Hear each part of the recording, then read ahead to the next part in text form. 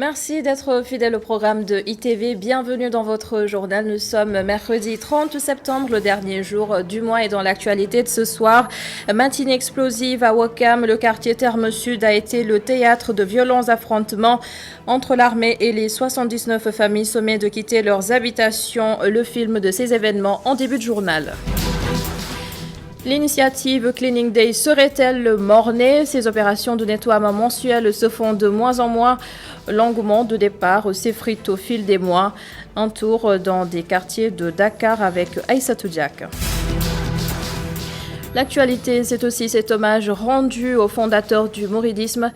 Des étudiants de l'Institut Confucius de Dakar ont traduit en langue chinoise des écrits de Cheikh Ahmadou Bamba. Présidentielle en Côte d'Ivoire le 31 octobre prochain, International Crisis Group appelle au report du scrutin. La probabilité pour que l'événement aboutisse à une crise grave est élevée aux yeux de l'organisation. Et enfin, la découverte de ce mercredi, la lagune de la Somone, une réserve naturelle de 70 hectares composée d'une zone sablonneuse et de nombreuses espèces d'oiseaux. Et la découverte de ce mercredi sera signée par Montaga Khan.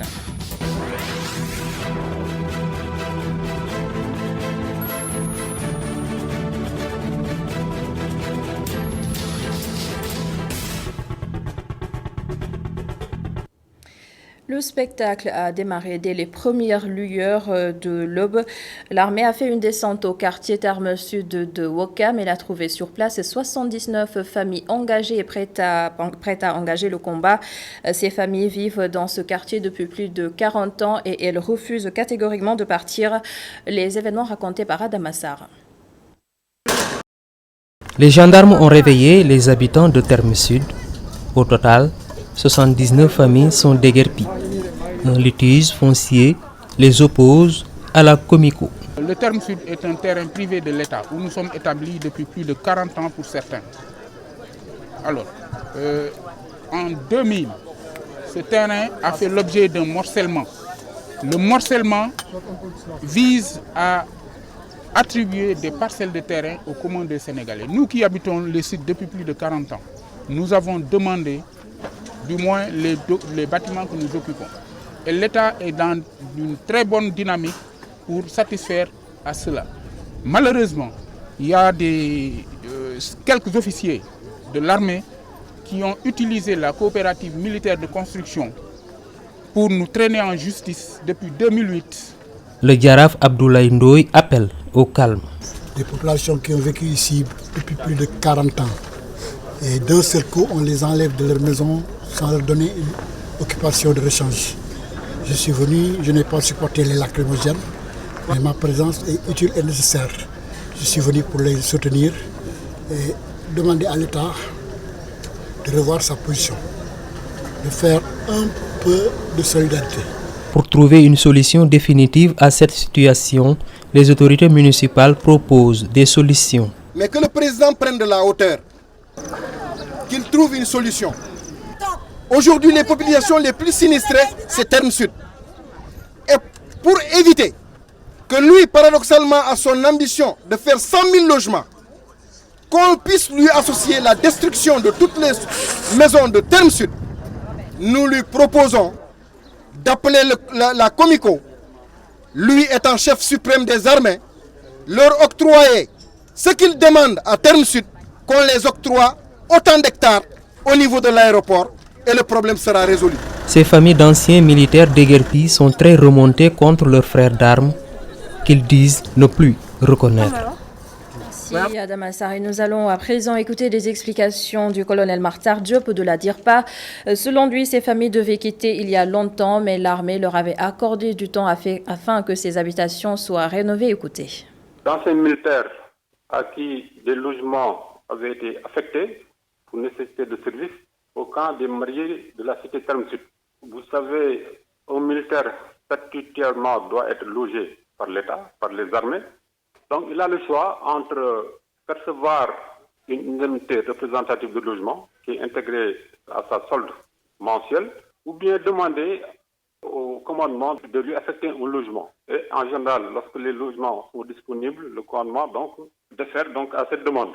Donc, les anciens militaires, parce qu'à l'époque c'était des militaires, ils avaient bénéficié d'un logement de service dans ce camp des mariés. Maintenant, libérés, ils n'ont pas quitté. Parce qu'il faut savoir que ces logements datent de l'époque coloniale, étaient dans un état de délabrement, voire d'insalubrité avancée. Donc, par solidarité et également par compassion, le gouvernement les avait laissés là-bas le temps de détruire ces logements pour en édifier de nouveaux. Entre-temps, la Comico a formulé également une demande auprès de l'État et a acheté cette parcelle. Et ça, ils l'ont acheté en octobre 2008. Pour vous rappeler, la Comico est la coopérative militaire de construction qui regroupe les militaires de l'armée, de la gendarmerie, des sapeurs-pompiers, mais également les membres des forces paramilitaires, c'est-à-dire tous ceux qui portent l'uniforme dans ces pays peuvent adhérer à la Comico. Et la Comico a eu, depuis le passé, à développer beaucoup de programmes à Ouakam, à Yeumbeul, à Thiès, un peu partout. Et cette interrogation, les Sénégalais sont-ils prêts à dire adieu au car rapide? Le président de la République a une fois de plus fait l'annonce, le retrait des cars rapides de la circulation. Les usagers s'expriment et vous allez le voir dans quelques instants. La plupart de ces Sénégalais estiment que cette idée n'est pas une priorité. Je l'annonçais en titre il y a quelques mois, naissait l'initiative Cleaning Day et c'est Macky Sall qui l'avait lui-même lancée, appelant ainsi les Sénégalais à nettoyer leurs quartiers au moins une fois par mois. Dans beaucoup de zones, l'engouement de départ a fini par laisser place à une certaine paresse. Voici le reportage de Aïssatou Diak et Cheikh Diop. À la Médina, le projet Cleaning Day a fait long feu. Un démarrage en grande pompe mais sans suivi, d'après ce jeune. Il pense que la pandémie de Covid-19 a tout chamboulé. Les jeunes comptent reprendre leurs activités. Oui, nous le faisions auparavant, mais les jeunes ne le font plus. Tous les samedis, les étudiants qui résidaient à côté et nous nous retrouvions. Mais ils l'ont arrêté du jour au lendemain. On doit reprendre ses activités. Je peux dire que c'est la pandémie qui a tout chamboulé, mais bientôt on va reprendre, s'il plaît à Dieu. Ce résident de la Médina est pessimiste quant à cette initiative lancée par l'État. Les citoyens ont très vite rangé les balais, selon lui. Les raisons sont diverses. Au début, c'était une bonne initiation, mais au finish, on voit que les Sénégalais, c'est toujours, quand ça se présente au début, ils accélèrent une semaine, 2 semaines, on voit que ils ont tendance à laisser. C'est par négligence, je pense. Surtout ici, avec cette période-là, on devait avoir beaucoup de soutien par rapport à ça. Vous voyez ce qu'on voit ici, avec les fosses là, avec la pluie là, c'est vraiment compliqué. Il incite les jeunes à reprendre ce projet afin que les rues de la capitale sénégalaise soient propres.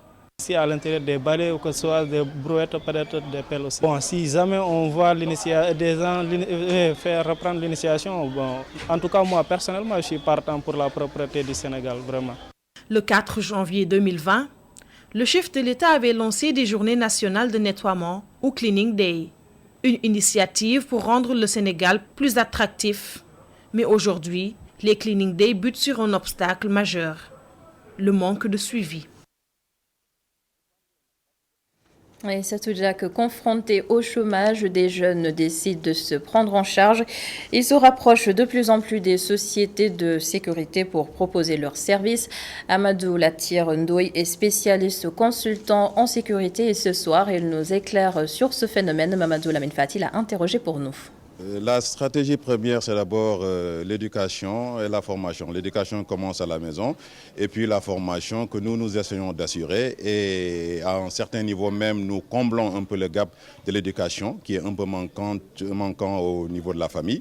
Donc à ce niveau, si les gens sont bien éduqués, bien formés, ils deviennent de bons citoyens et moins de problèmes sécuritaires.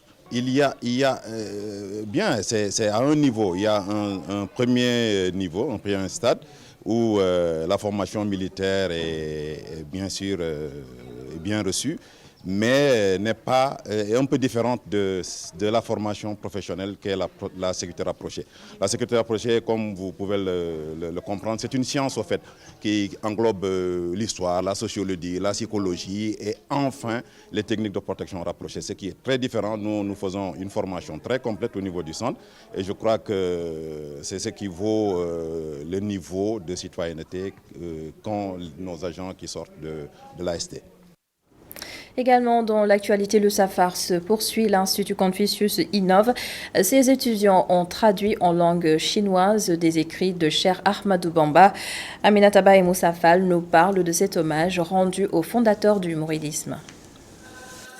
Nous sommes dans l'enceinte de l'Institut Confucius. La direction célèbre Safar pour magnifier l'œuvre de Cheikh Ahmadou Bamba. Montrer à nos amis chinois que l'image qu'ils ont de Confucius, c'est cette image que les Sénégalais ont certainement de nos grands érudits, de nos grands marabouts, qui ont laissé ici un héritage indélébile, qui est un héritage de sagesse, qui est un héritage éthique, qui est un héritage de science. Et je pense que Serigne Touba en est un des grands symboles dans ce pays. Nous avons tenu à le faire à notre manière, en choisissant l'un des textes que personnellement j'estime être l'un des plus beaux textes de Serigne Touba. Khadim Ndao est un étudiant en langue chinoise. Il déclame un poème du Cheikh. 成果来今年他的事情学习经版支持是专人，人类都有精神和专业的。 Cette année, on a choisi un des chassaïds de Serigne Touba, à savoir Ya Rahman Ya Rahim. Nous avons d'abord parlé de Serigne Touba, mais nous avons aussi parlé du mouridisme, histoire de faire connaître notre culture aux Chinois. Mais nous voulons leur faire savoir notre culture. Par ailleurs, Dora, la directrice de cet institut, est très ravie de voir ses étudiants s'exprimer en chinois pour parler de Serigne Touba. Et vous savez que partout dans le monde, il y a aussi des journées culturelles. Et aujourd'hui marque aussi cette journée dédiée à Cheikh Ahmadou Bamba. Et aussi nous avons en Chine aussi notre Confucius qui est ce grand philosophe qui a aussi prôné les valeurs culturelles, morales, mais aussi éthiques en parlant de l'homme, c'est-à-dire de ce qui se fait partout dans le monde. C'est quoi? C'est-à-dire d'avoir des valeurs, ces valeurs, que ce soit des valeurs très sûres, qui nous permettent c'est-à-dire de vivre ensemble, mais aussi de s'entraider. Et de tout cela, on parle par exemple de religion. La direction de l'Institut Confucius célèbre Safar à sa manière des recherches sur Serigne Touba afin de faire connaître ses écrits aux Chinois. Merci Aminata Ba. Passer de la résilience à la relance économique, c'est la nouvelle étape de sortie de la crise sanitaire et économique. L'ambition a été exprimée par Macky Sall à travers son plan dénommé PAP 2A, dont le coût global est estimé à 14 712 milliards de francs CFA. L'économiste Souleymane Dao nous dit ce soir ce qu'il en pense. Sophia Ba a recueilli ses propos. Tous les segments de notre économie sont secoués. Et pour cela, il y a nécessité de mobiliser des fonds, des ressources. Et il a été question de 14 000 milliards de francs CFA pour pouvoir, qu'on va devoir mobiliser. Ça va être une difficulté extrême parce que déjà le Sénégal a un problème lié à la dette parce qu'on a atteint des niveaux records d'endettement, presque 70% de notre PIB. Aujourd'hui, on sait qu'au niveau interne, toutes les entreprises sont en difficulté, la plupart en tout cas, surtout dans le domaine de l'hôtellerie, et de la restauration et également dans le domaine du transport aérien. Pour retrouver cette croissance-là, il nous faut impérativement cet argent frais-là, ces ressources nouvelles, sans lesquelles, pour pouvoir ressortir la tête de l'eau, ça va être extrêmement difficile. Ce qu'il faut noter dans ce plan-là, c'est qu'il y a une envie réelle aussi de bâtir une indépendance, une souveraineté sur le plan sanitaire. Ça veut dire qu'il y a des investissements qui vont être faits dans le domaine de la santé, dans le domaine de la pharmacie, pour pouvoir produire par nous-mêmes et ici en interne nos médicaments. Ça, c'est une réalité. Et aussi l'ambition aussi de bâtir une autosuffisance alimentaire, une sécurité alimentaire à travers un plan, une accélération justement des plans qui ont été déjà mis en œuvre. À présent, le bulletin santé du jour, 37 nouvelles contaminations ce mercredi sur un total de 1266 tests effectués. 22 de ces nouvelles contaminations sont issues de la transmission communautaire. Un décès à déplorer, 102 patients ont été déclarés guéris et 5 sont toujours dans un état grave. Et la suite du journal.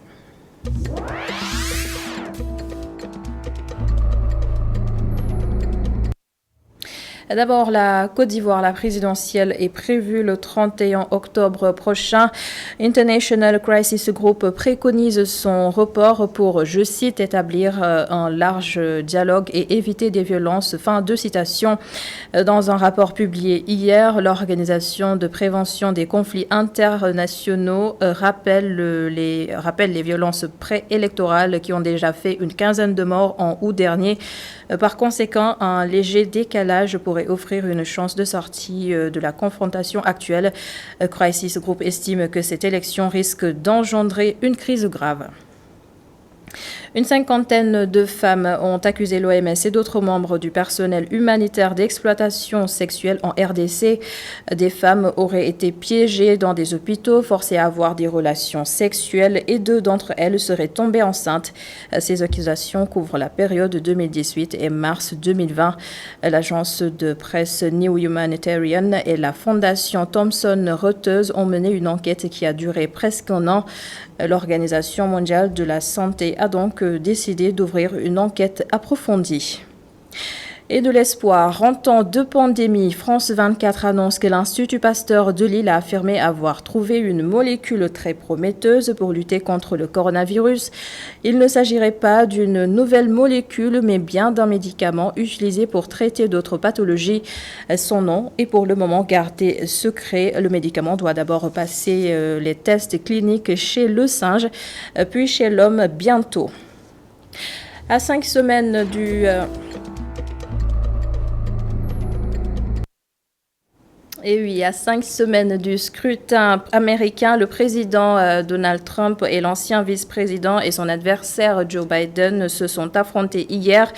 C'était le premier des débats présidentiels, un débat houleux durant lequel il a été question de Covid-19, d'économie, mais aussi de violence raciale. Le récit de Moustapha Gabar Diop. Premier débat chaotique, voire décevant pour de nombreux observateurs. D'un côté, un Donald Trump agressif, tentant de déstabiliser son adversaire démocrate. Dès les premières minutes du débat et jusqu'à la fin, il ne cesse de l'interrompre. De l'autre, un Joe Biden tentant de garder un visage présidentiable, mais qui finit par craquer. Devant un modérateur incapable d'arrêter les interruptions de Trump, Joe Biden perd patience, qualifiant Donald Trump de clown, de menteur, allant jusqu'à lui demander de se taire. Au-delà du chaos, Trump et Biden ont abordé certaines questions clés dans cette course pour la Maison-Blanche. Covid-19, justice raciale, économie ou encore le changement climatique. Comme prévu, Joe Biden a attaqué son adversaire sur l'évasion fiscale présumée. Selon lui, Donald Trump payait moins d'impôts qu'un instituteur. Le président américain a répondu que c'était quelque chose que la plupart des hommes d'affaires faisaient, à moins qu'ils ne soient stupides. Relancé sur la question par le modérateur du débat, le président a affirmé qu'il avait payé des millions d'impôts, ce qui a incité Biden à dire « Montrez-nous vos déclarations de revenus ». Quelques jours après avoir suscité des critiques pour avoir refusé de s'engager dans une transition pacifique du pouvoir s'il perdait l'élection, Donald Trump a pointé des affirmations non fondées selon lesquelles le grand nombre de scrutins postaux attendus en raison de la pandémie de coronavirus conduirait à une fraude généralisée. Au final, près d'1h30 de disputes parsemées de cris et d'injures, mais très peu de politique. Tous les regards se tournent maintenant vers le deuxième débat présidentiel américain, attendu le 15 octobre prochain. Merci beaucoup Moustapha Gabar Diop. Retour sur Dakar, cette actualité de dernière minute. La coordination des associations de presse du Sénégal condamne vigoureusement l'agression de Adja Ndiaye, Camera Woman à Dakar Actu. La CAP réclame justice et la punition des auteurs. Et pour les membres de la coordination des associations de presse, l'heure des exactions étouffées et révolue, oui c'est ça. Et je vous propose d'écouter leur porte-parole. Il s'appelle Mamadou Seloudia, il est au micro de Youssouf Konté. Entre le mois de janvier et maintenant, une vingtaine d'incidents, dont 4 avec violence physique, sont répertoriés, mettant en cause directement des éléments de la police. Aucun de ces cas de barbarie n'a fait l'objet de plaintes formelles. Nous avons toujours estimé que la presse et la police sont des partenaires. Appelés à cohabiter sur le terrain, appelés à cohabiter sur le terrain. Si pour les autres cas, il n'y a eu aucune action judiciaire, l'agression d'Adja Ndiaye, notre jeune consoeur ne saura rester impunie. Notre consoeur dont l'état de santé s'est très fortement dégradé au point de nous inquiéter a fait l'objet de sévices graves assimilés à la torture. Les cas d'agression contre les acteurs des médias par la police se répètent et rivalisent des violences. Si ceux qui sont censés nous protéger exercent des abus de toutes sortes sur nous, personnel des médias, il y a de quoi désespérer. Monsieur le ministre, la CAP vous interpelle à travers vous, l'État du Sénégal, pour que les auteurs de cette agression soient identifiés et punis conformément aux lois et règlements qui régissent notre administration. Au-delà de cette enquête, nous réclamons désormais le respect de la loi par les forces de sécurité dans leur mission de police et l'arrêt des actes de violence gratuite contre les citoyens dans l'exercice des droits que leur confère la Constitution. Elle s'étend sur 70 hectares. C'est une réserve naturelle composée de nombreuses espèces d'oiseaux, la lagune de la Somone, une aire marine protégée, et grâce aux efforts des populations riveraines, la biodiversité se maintient au sein de cet espace. La découverte de ce mercredi est signée Muntaga Khan. Les femmes de Tchoupam sont les pionnières du reboisement de la mangrove qui commençait à disparaître. Point de départ du développement fulgurant de la réserve de Somone, qui est devenue aujourd'hui une aire marine protégée. Donc voilà, c'est une réserve qui a été créée en 1999. Ce sont les braves femmes de Kertchoupam, qui est à Popenguine, qui ont constaté que la nature a commencé à se dégrader. Donc voilà, ils ont commencé à faire des reboisements. Donc c'était en 1999. Donc vu l'intérêt écologique, ils ont créé la réserve naturelle d'intérêt communautaire de la Somone. Parce que là, on avait complètement dégradé les ressources. Donc vraiment, il fallait conserver le peu de ressources qui restaient. Donc c'est une réserve qui a été créée en 1999 et couvre une superficie de 700 hectares. Donc elle polarise les villages de Guéréou, Tchafoura, Sorakhassab qui sont de l'autre côté, et la commune de Somone. Volet économique, ils ont commencé à couper la mangrove. Donc quand on les a dit que vraiment, ça c'est pas... Eux-mêmes, ils ont pris conscience que vraiment, c'était pas ça. C'est pourquoi ils ont commencé à reboiser la mangrove. Donc il y avait un reboisement. Parce que auparavant, quand ils étaient là, vous pouvez voir le village de Tchafoura. Donc conscient de cela, donc voilà, ils ont pris l'initiative vraiment de restaurer l'écosystème. Donc quand ils ont commencé à restaurer l'écosystème, donc ça a été créé en 1999. Depuis 1999 jusqu'en 2007, il n'y avait rien. Donc c'était des reboisements et tout. Maintenant, quand ils sont arrivés en 2007, donc ils ont les permis de visite. Donc on a commencé avec les permis de visite. Parce qu'il fallait aussi booster l'économie. La clé de répartition des recettes obéit à une rigoureuse méthode. Il y a 20% qui reviennent au GIE des femmes de Guéréou, Somone, Tchafoura et Sorakhassab. 40% qui sont destinés à l'aménagement. 5%, comme la réserve est à cheval entre deux communes, c'est-à-dire la commune de Somone et la commune de Sindia, donc chaque commune a 5%. Donc les 10% restants, donc ça c'est pour les imprévus, c'est-à-dire les factures d'eau et d'électricité. Les associations sportives et culturelles et les organisations féminines ont beaucoup contribué à la préservation du site, ce qui a donné un résultat probant. Cela s'est parti dans le cadre d'abord des associations sportives et culturelles au niveau des différents villages. Et normalement, nous ont impliqués dans leur politique de restauration. Parce qu'à vrai dire, la réserve est née à partir de Kertchoupam, la réserve naturelle de Popenguine. Donc normalement, à les reboiser, et nous on les accompagnait. Donc dans le but de restaurer ce site qui était complètement dégradé. Dégradé comment? Grâce à l'action de l'homme. Parce qu'on avait besoin aussi de ce bois de la mangrove qui a cette réputation d'être un bois solide et par ailleurs résistant auprès de l'attaque des termites. Donc c'est la raison pour laquelle c'était un bois qui était très prisé. Donc ce qui avait fait que le site était complètement dégradé et beaucoup de ses ressources naturelles ou halieutiques avaient disparu. Donc les gens aussi se posaient la question de comment, du pourquoi. Donc quand les agents techniques de l'État aussi sont venus nous encadrer dans ce sens, c'est quelque temps après on a vu qu'il y a beaucoup de produits qui étaient revenus, comme les poissons, les crustacés, comme les crevettes, par exemple les moules et les huîtres d'ailleurs qui s'accrochaient au niveau des racines de la mangrove, etc. Donc c'est dans ce sens qu'on s'est impliqué d'une manière naturelle, après aussi des années de sensibilisation pour s'engager dans le cadre de bien préserver cette lagune. Les restaurateurs affectés par la Covid-19 se réjouissent de la reprise des activités. Quand on dit la destination saumon, je pense que si ce n'était pas cette réserve naturelle, bon, moi et les autres ou les hôtels ne seront pas là. C'est comme on dit Saly, la particularité de Saly, c'est plage et c'est sable fine, quoi. Donc la particularité de la destination saumon de chez Rasta, c'est la réserve, c'est la lagune. Disons, avec cette pandémie depuis ce mois de mars, il y a des hauts débats, mais nous réjouissons de voir aujourd'hui que bon, les choses commencent à bouger malgré la pandémie. Donc on espère qu'il y aura de l'avenir meilleur d'ici avec 2 ou 3 mois.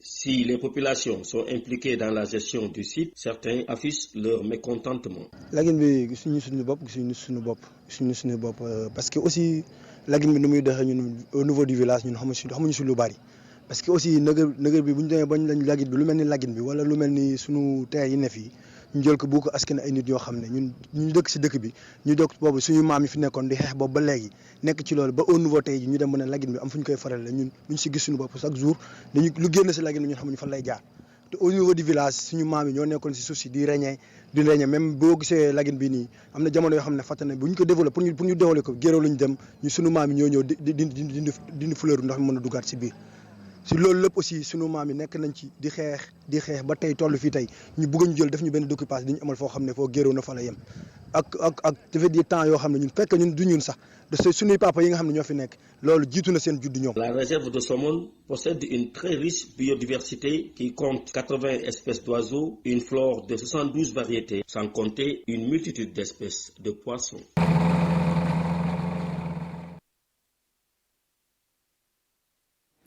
Merci Muntaga Khan, une autre découverte mercredi prochain sur ITV et toutes nos excuses pour ce reportage de Al-Hassan Niang qui a donné la parole aux Sénégalais sur le retrait des cars rapides de la circulation, un retrait annoncé une fois de plus par Macky Sall.